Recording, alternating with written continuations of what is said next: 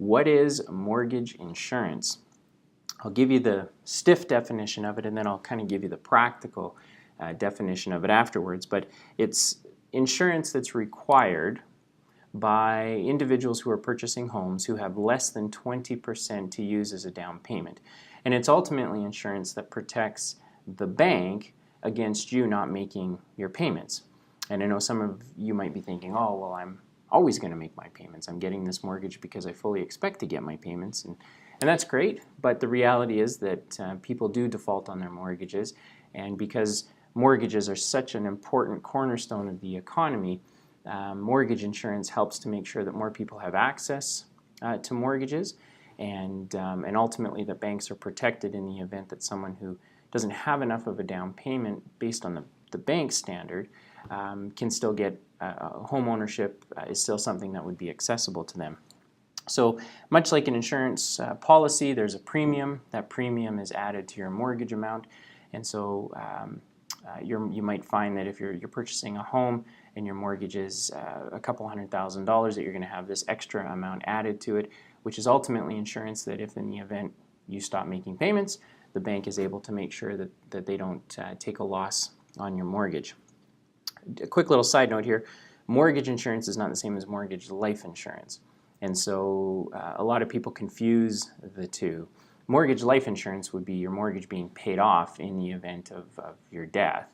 Mortgage insurance, as we're talking about it today, is to protect the lender against you not making any payments. So the backstory, thanks to Wikipedia and my own interactions with various people in the marketplace, but basically where mortgage insurance came from was just at the tail end of the Second World War. The government was concerned about all of the soldiers that were going to be returning back to Canada, and that there would be a shortage of housing for them and their new families. And so there was a crown corporation or a government corporation that was created to start putting up communities in various parts of Canada. But at the same time, these new homeowners didn't have enough of a down payment to be able to purchase these homes. And so because of that, the banks in essence said, look, we can't just lend money to people that don't have enough of a down payment. Normally, it was common practice that someone would save up for half of the price of their home, then they would be able to go to the bank and get the other half. And that was kind of the standard. But when these soldiers were returning back from World War II, they obviously didn't have those sorts of financial resources, and the bank said, well, we don't know how to fix this problem because we can't take on the additional risk of lending people more money than what we're prepared to lose. And in the event that we lend them the money and we lose it, that could have bigger financial implications across the market. So the government said, well, tell you what, we'll provide insurance.